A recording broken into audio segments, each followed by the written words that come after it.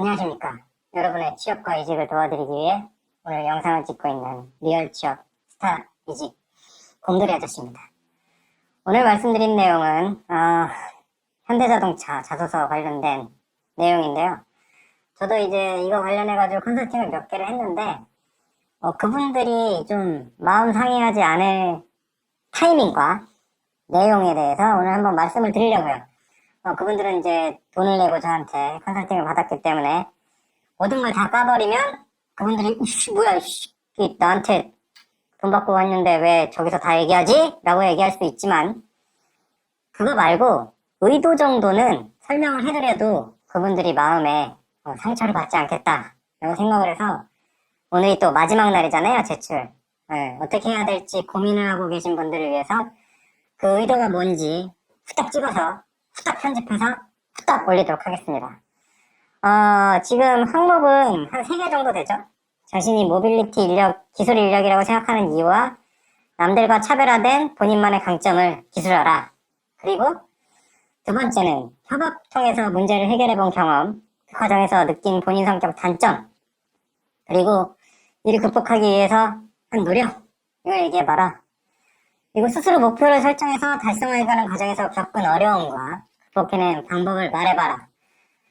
라고 얘기를 했습니다. 자소서를 받는 이유는 사실 그거예요. 생산직인데 무슨 자소서를 받냐. 난 손재주 자신 있다. 이렇게 얘기를 한다고 해도 우리가 커뮤니케이션은 뭘로 해요? 말, 그리고 글로 하죠. 그죠? 그 중에 하나가 자소서예요. 그래서 글을 평가하기 위한 거예요. 회사 생활을 하는데 내가 진짜 기깔나게 예를 들면 용접을 진짜 잘해. 그런다고 한들, 그죠? 용접을 신나게 해가지고 내가 진짜 기깔나게 그 비드가 이쁘게 나오게 했어. 그렇다고 해서 이거를 설명을 해야 될 거 아니야. 그죠?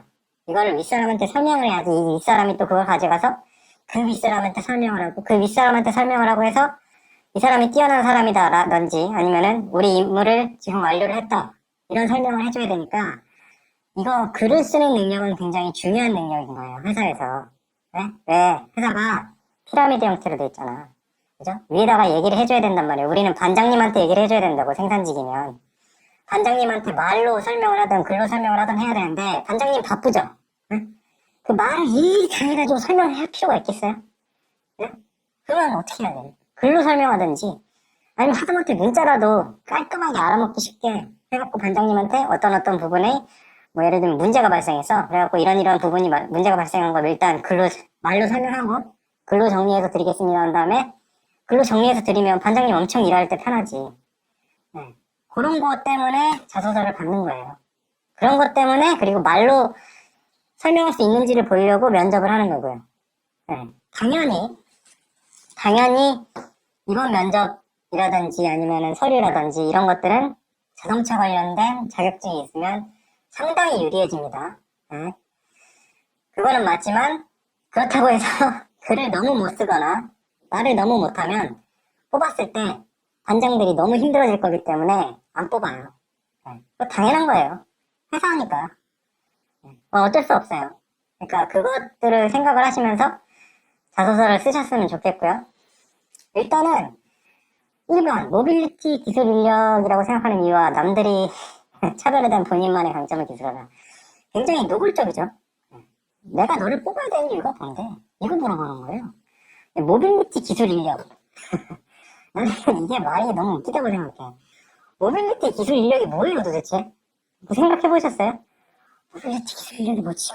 막 엄청 고민할 거 아니에요. 난 솔직히 모빌리티 기술 인력 따로 있고 그냥 기술 인력 따로 있고 이렇습니까? 그건 아니죠. 어쨌든 생산이라는 직무는 손, 발을 이용해서, 그죠? 머리랑 이용해서 어떤 라인에 들어오는 거를 예를 들면 내가 그거를 나사를 박는다든지 그거를 정확하게 그리고 신속하게 해야 되는 거잖아요. 내가 라인이 끝날 때까지 내 맡은 라인에 대해서는 확실하게 해야 되는 거고 그런 관점에서 기술 인력으로서 내가 어떤 준비가 돼 있는지 그걸 얘기를 하라는 거예요. 근데 모빌리티 얘기가 왜 들어갔냐면 사실 그거예요. 얘네가 지금 모빌리티라는 쪽에 좀 포커싱을 하고 있거든요. 현대자동차가 자동차 팔던 회사잖아요. 근데 모든 회사는 점점 커지고 싶어 해요. 그런데 자동차에만 포커싱을 하면 돈이 좀 안 될 것 같은 거야. 그래서 미래에서 봤더니 뭐 UAM이라고 날아다니는 애들도 있고 아니면은 그 개인 프라이빗 뭐 모빌리티 그래가지고 요새 그 킥보드 있잖아요. 전동 킥보드 뭐 얘기가 많지만 그런 것들도 있고 뭐 그래서 어떤 회사는 심지어 전동 킥보드랑 차랑 합쳐가지고 네가 차가 막히면 이거 차 아무 데나 주차해놓고 전동 킥보드로 가 이런 컨셉의 차를 내는 업체도 있고요. 그런 식으로 자기들은 전체를 다 하겠다는 거야. 사람이 여기에서 저기로 이동을 했을 때 그 이동하는 모빌리티에 관련된 것들은 자기들이 다 하겠다는 거지. 근데 저는 솔직히 그거는 니네 비전이고 그거를 그렇다고 해서 지금 뭐 모빌리티 회사라는 게 아직은 없거든요. 통합된 뭐 모빌리티 회사는 뭐 어딨어 솔직히. 그렇잖아요. 자동차 회사들이 어느 정도 실험질을 하고 있는 거지 이게 포커싱이 딱 모빌리티에 돼 있는 회사들은 없어요. 그렇기 때문에 모빌리티 기술 인력, 모빌리티에 대한 생각은 약간 좀 접으셔도 되고 제 생각에는 기술 인력, 내가 생산직에 맞는 기술 인력이다. 이거를 어필할 수 있게 글을 잘 쓰시면 됩니다. 잘 쓰시는 거. 그거를 제가 이제 컨설팅을 도와드리는 거지만 어쨌든 그거를 좀 생각을 하시면서 좀 쓰시면 좀 더 수월하실 거예요. 그리고 이번은 협업을 통해서 문제 해결을 보는 부분과 본인 성격 단점. 이게 사실 두 가지 항목이 이제 섞여 있는 건데 협업 얘기는 굉장히 많이 나오고요. 자소서에서. 이거 성격상 장단점 얘기가 지금 여기에 녹아 있는 거예요. 그래서 저도 컨설팅 할 때 이거 섞는데 굉장히 어려웠는데 말 되게 섞는 거가 지금 중요하니까 말 되게 섞는 게 되게 어렵긴 하지만 결국에는 그거예요. 협업을 하다 보면은 내가 갈등이 있거나 아니면 내 단점으로 인해서 개인적인 단점으로 인해서 뭔가 싸울 수도 있고 말다툼이 일어날 수도 있고 아니면 실수를 할 수도 있는데 그거를 내가 어떻게 반성을 하고 개선을 했는지 그러니까 얘가 인간인 이상 실수를 할 수밖에 없어. 그거를 본인이 자기 객관화라고 그러는데 자기 자신에 대해서 객관적으로 평가를 해서 그거를 개선할 수 있는 의지가 있는 인재인지 아니면 그냥 현업에 그냥 하고 있어가지고 지 단점이 뭔지도 모르고 이러는 친구인지를 알고 싶은 거지. 그런데 여기 단점이 예를 들면 생산직에서 치명적인 단점이다. 이런 얘기를 해버리면 당연히 떨어뜨리겠죠. 나는 예를 들면 실수가 잦습니다. 뭐 손재주가 없습니다. 뭐 이런 얘기 하면은 생산직에 손재주가 없으면 어떡해요. 뽑으면 굉장히 피곤할 거 아니야. 당연히 그런 건 안 되겠지만 이거 여기서 보고자 하는 거는 협업을 통해서 어떤 자기 단점을 깨닫고 그걸 개선하면서 점점 발전해 나가는 인재인지 이거를 보여주고 그런 글을 원하는 항목이라고 말씀을 드릴 수 있습니다.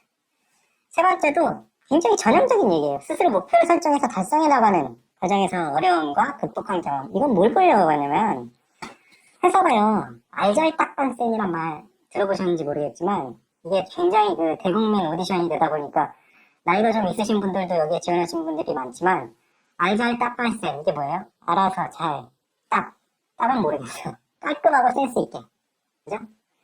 그러니까 반장이나 생산 반장님이나 이런 분들 그러니까 위에 있는 분들이 모든 걸 다 일일이야. 이거는 나사는 이렇게 줘야 되고 이건 이렇게 할 수가 없어.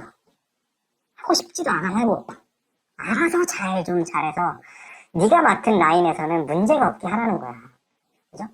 그러려면 어떻게 해야 돼요? 자기가 스스로 목표를 세우고 그걸 설정해서 성공을 하고 이랬던 사람들을 원하는 거잖아요.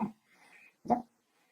모든 사람이 살면서 이런 경험을 해요. 목표를 설정을 하고 그거 설정에 따라서 경험을 하고 그거에 대해서 뭐 실패를 하기도 하고 성공을 하기도 하고 성공한 경험을 써주면 돼요. 내가 이렇게 해서 이런 목표를 세웠었고 그런 목표를 달성을 하는 과정에서 이런 게 어려웠어. 그런데 난 이렇게 극복을 했어. 이 얘기를 써달라는 얘기예요. 왜냐면 회사에서도 반복이 될 테니까. 그리고 마지막으로 이제 강조를 드리지만 대피라는 업체를 찾는 분이 있을 수 있어요. 굉장히 유용한 생각입니다. 물론 설문지를 받아서 이제 진행을 하는 업체도 있는데 설문지가 얼마나 자세하게 물어보느냐에 따라서 그거는 퀄리티가 달라질 수 있다고 생각해요. 왜냐면 대필이나 아니면은 대신 써주세요. 뭐 이런 거 써줄 수 있어요. 저도 솔직히 쓸 수 있어요. 쉬워요. 일반 사람, 누구한테나 일어날 수 있는 상황 이런 것들을 토대로 글을 쓰면 되거든요. 굉장히 쉽죠. 저 같은 경우에 그렇게 하면은 뭐 건당 뭐 한 5만 원씩만 받아도 대박이에요. 지금 뭐 몇십만 명이 지원을 했는데 돈이 얼마야. 그런데 저는 그거는 그냥 제 개인적인 생각에서는 옳지 않다. 회사를 속이는 거고, 저한테 돈을 내고 그걸 받는 사람들을 속이는 거다라고 생각하기 때문에 안 합니다. 왜 안 하냐면, 예를 들면 100장이 그게 다 똑같다고 쳐봐요. 그러면 아무리 인사 담당자가 그거 보는데 10초에서 30초밖에 안 쓴다고 한들 똑같은 글이 그대로 써있으면 그거 붙입니까? 일단 앞에 있던 것까지 싹 다 탈락시키겠지. 저 같으면 무조건 탈락시켜요. 당연한 거 아니에요. 거짓말이잖아. 거짓말이는 왜 뽑아요? 그러니까 저 같은 경우에 처음에 일이 다 받아서 작업을 하는데 이게 시간이 굉장히 저한테는 오래 걸리고 힘든 작업이지만 이렇게 하는 이유는 그 사람의 이야기를 담고 싶어서요. 그 자소서에. 제 노하우를 통해서 그거를 좀 더 가공을 하고 이렇게 하지만 글의 순서를 조정하고 뭐 말을 훨씬 더 알아듣기 쉽게 다듬고 이런 것들은 하지만 그 사람의 이야기가 들어가 있어야 되는 거야. 기본적으로. 그래야지 또 면접에서 자신있게 얘기할 수 있어요. 응? 남들이 뭐 이렇게 써준 거를 그대로 가져가면 절대로 그거 말 안 나옵니다. 그러니까 그 부분은 조심을 하시고 제가 오늘 말씀드린 그 세 가지 항목의 의도들을 생각을 해보시면서 글을 최대한 상대방이 알아먹기 쉽게 뭐 다듬어 보시면 그래도 좀 더 확률이 높아지지 않을까. 굉장히 경쟁률이 심해서 뭐 이렇게 자신있게 얘기할 수는 없지만 경쟁률에서 버틸 수 있는 확률이 높아지지 않을까. 이런 생각을 해봤습니다. 오늘 좀 도움이 되셨으면 구독과 좋아요 부탁드립니다. 감사합니다.